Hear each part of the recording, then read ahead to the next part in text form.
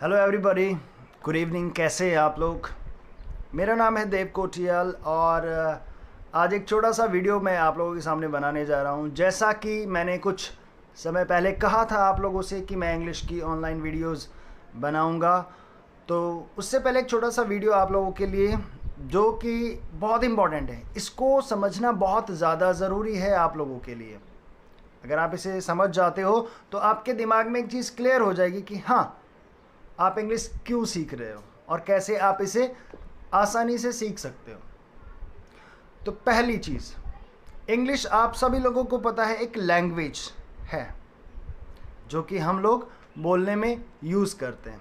इससे पहले हम इंग्लिश को रीड करते आए हैं, इंग्लिश को राइट करते आए हैं, इंग्लिश को सुनते आए हैं। तो मतलब इंग्लिश हमसे बचपन से जुड़ी हुई है, बहुत पुराने समय से, क्योंकि ब्रिटिशर्स ने यहाँ काफ़ी समय रूल किया था, काफ़ी लंबे टाइम तक रूल किया था। इसीलिए कहा जाता है कि अंग्रेज चले गए लेकिन अंग्रेजी छोड़ गए। लेकिन आज के टाइम में इंग्लिश बहुत ही इम्पॉर्टेंट रोल प्ले करती है हमारे लाइफ में। तो हमारे लिए इसको समझना आज के टाइम पे बहुत ज़्यादा ज़रूरी हो गया है। यानी इंग्लिश एक स्टेटस शो करता है आज के टाइम पे कि अगर आप एक अच्छे इंग्लिश स्पीकर हैं तो सामने वाला समझेगा कि you are a great person. ऐसा भी नहीं है, एक अनपढ़ आदमी भी इंग्लिश बोल सकता है, लेकिन फिर भी मैं आप लोगों के सामने नॉर्मल सी बात क्लियर कर रहा हूँ कि इंसान की मेंटालिटी ऐसी होती है कि कोई इंग्लिश अगर बोलता है आपके सामने तो वो हमें एक हायर पर्सन दिखता है, हाई लेवल का, हाई स्टेटस का पर्सन दिखता है कि हाँ यार कुछ तो स्टेटस है इसका। लेकिन ऐसा ज़रूरी नहीं है। इंग्लिश एक भाषा है जिसको एक अनपढ़ आदमी भी सीख सकता है। लेकिन हमें इंग्लिश की ज़रूरत क्यों है, ये बहुत ज़रूरी है हमारे लिए जानने के लिए। ज़रूरी नहीं कि हम आउट ऑफ इंडिया जाए, यानी बाहर विदेशों में जाएं तभी हम लोग इंग्लिश सीखें, ऐसा नहीं है। आज के टाइम पे हम लोग घर बैठे भी बहुत सारी चीज़ें इंग्लिश में देखते हैं, बहुत सारी चीज़ें लिखी हुई होती है इंग्लिश में, लेकिन हम उन्हें पढ़ नहीं पाते हैं, उन्हें समझ नहीं पाते हैं, उनकी मीनिंग हमें क्लियर नहीं होती है। तो इंग्लिश न चाहते हुए भी हमसे बहुत मजबूती से जुड़ी हुई है। तो अब ये तो बात रही कि इंग्लिश है हमसे जुड़ी हुई। अब पॉइंट आता है कि इंग्लिश को हम इजीली कैसे सीख सकते हैं। तो यहाँ पे आप ध्यान रखिए, सबसे पहली चीज़ आपको क्या करना है, कॉन्फिडेंट बनना है। मतलब अब यहाँ पे कॉन्फिडेंस का बहुत इंपॉर्टेंट रोल है, जबकि उसका रीडिंग राइटिंग से इतना रिलेशन नहीं है, बट फिर भी कॉन्फिडेंस क्यों ज़रूरी है हम लोगों के लिए।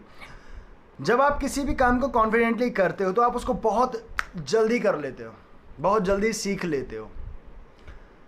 हम लोगों के साथ दिक्कत क्या आती है कि बहुत सारे स्टूडेंट्स या बहुत सारे लोग ऐसे होते हैं जो इंग्लिश समझ लेते हैं, इंग्लिश पढ़ भी लेते हैं, इंग्लिश लिख भी लेते हैं, बट इंग्लिश बोल नहीं पाते।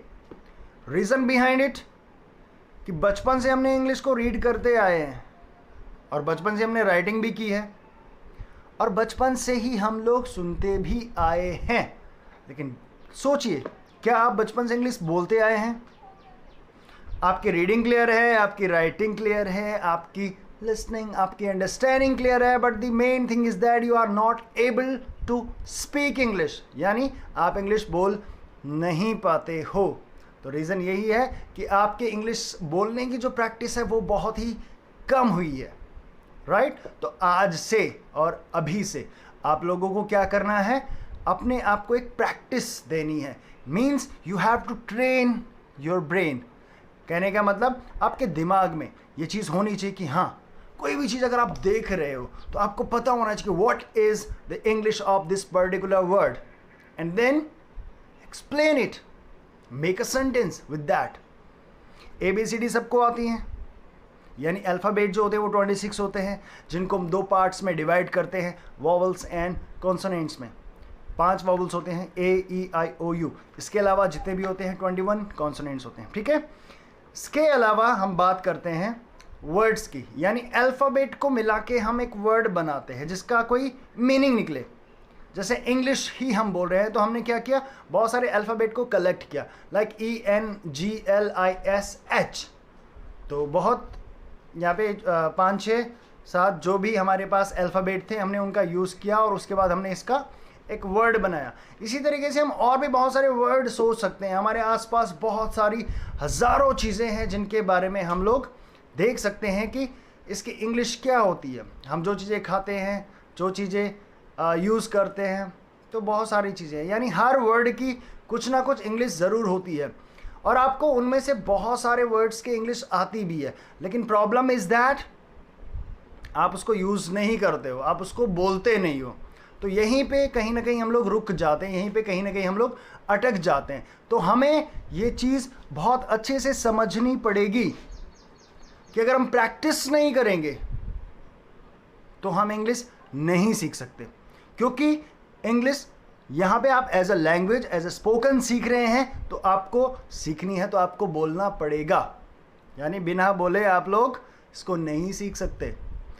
आप रीडिंग करते हो तो आपकी रीडिंग स्किल्स अच्छे होंगे, राइटिंग करोगे तो राइटिंग स्किल्स अच्छे होंगे, सुनते रहोगे तो लिसनिंग स्किल्स अच्छे होंगे, लेकिन बोलोगे नहीं तो बोलने वाले जो स्किल्स हैं वो नहीं डेवलप होंगे। तो आप लोगों को क्या करना है? बोलने की प्रैक्टिस करनी है। इंग्लिश में सोचने की आदत डालिए। कुछ बेसिक चीज़ें होती हैं, अपने आप को लेके सेंटेंसेस बनाइए। आपके आसपास जितनी भी चीज़ें हैं, think them in English, make sentences in English, try to understand. आज के टाइम पे इतना भी बहुत सारे लोग हैं जो इंग्लिश रीड भी नहीं कर पाते हैं, लेकिन वो भी इंग्लिश को सुनते सुनते सीख सकते हैं और बोल सकते हैं। तो मैक्सिमम लोग जो हैं वो आज के टाइम पे, आज के जो स्टूडेंट्स हैं, आज की जो जनरेशन है, वो इंग्लिश में अच्छे होते हैं क्योंकि उन्होंने इंग्लिश को बचपन से ही देखा है, तो उनको ज़्यादा प्रॉब्लम्स नहीं आएंगी।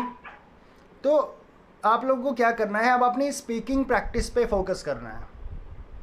वर्ड्स में सोचिए, वर्ड्स को कनेक्ट कीजिए।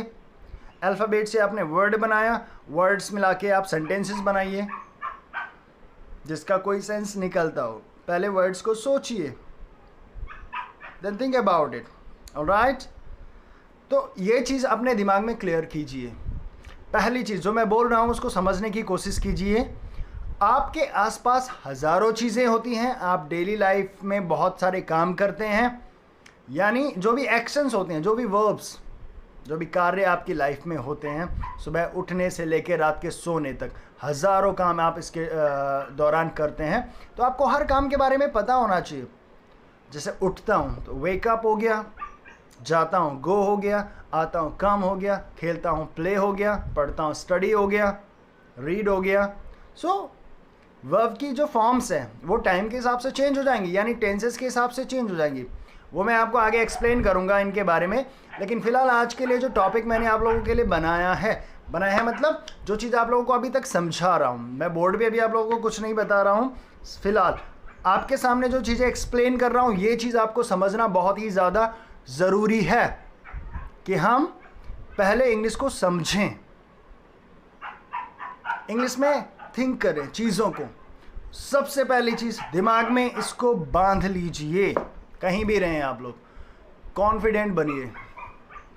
हेजिटेशन दूर दूर तक आपके अंदर नहीं होनी चाहिए इस चीज़ में।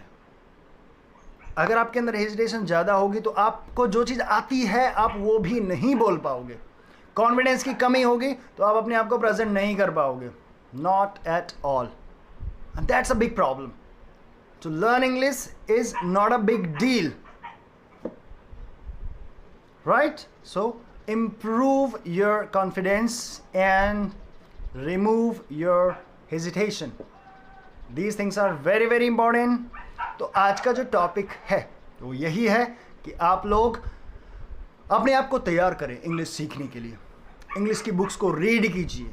रीडिंग स्किल से क्या होता है कि हमारी स्पेलिंग्स जो होती है वो बिल्कुल करेक्ट होती है। जितना ज़्यादा हम पढ़ेंगे चीज़ों को उतना ज़्यादा हम समझेंगे, अच्छा लिख पाएंगे। तो ये छोटी सी चीज़ें हैं, ये छोटी सी बातें हैं जो आप लोगों को समझनी है। इंग्लिश सीखने के लिए आप लोगों को प्रैक्टिस की बहुत ज़्यादा ज़रूरत पड़ेगी। कोशिश कीजिए, अगर आपके आसपास कोई इंग्लिश बोलने वाला है आपके फ्रेंड सर्कल में या आपके फैमिली मेम्बर्स में, तो आप उनसे इंग्लिश में चैट कीजिए, इंग्लिश में टॉकिंग कीजिए, then it will be really helpful for you all.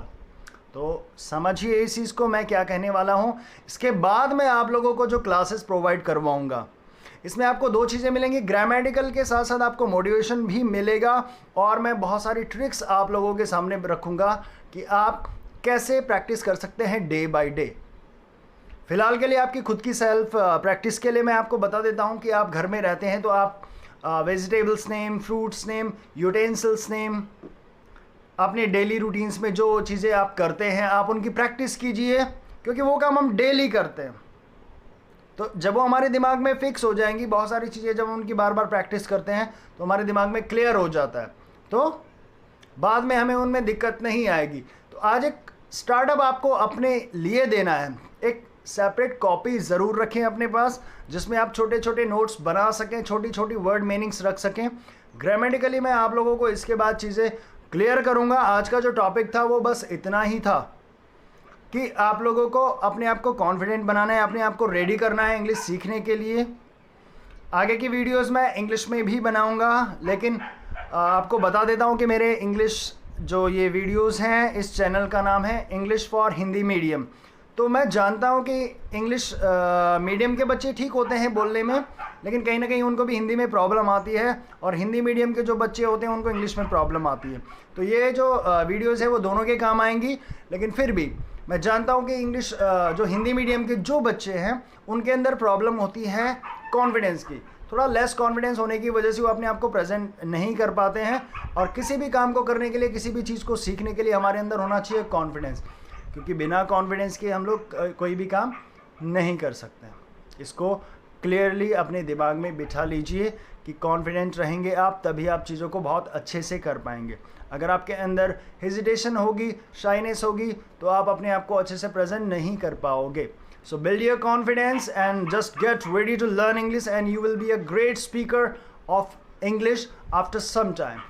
So just try to focus on thinking, on making sentences, then you will be able to। और मेरा जो चैनल है, मैं ये वीडियो पोस्ट कर रहा हूँ, तो आप लोग मेरा चैनल भी सब्सक्राइब करें, जिससे कि आने वाली जो वीडियोस हैं आप लोगों के सामने वो पहुँच जाएं। एक भी वीडियो मिस ना करें। आने वाले टाइम में मैं बहुत ही जल्दी रेगुलर वीडियोस बनाऊंगा, और डेली आप लोगों को कुछ ना कुछ नया सीखने को मिलेगा।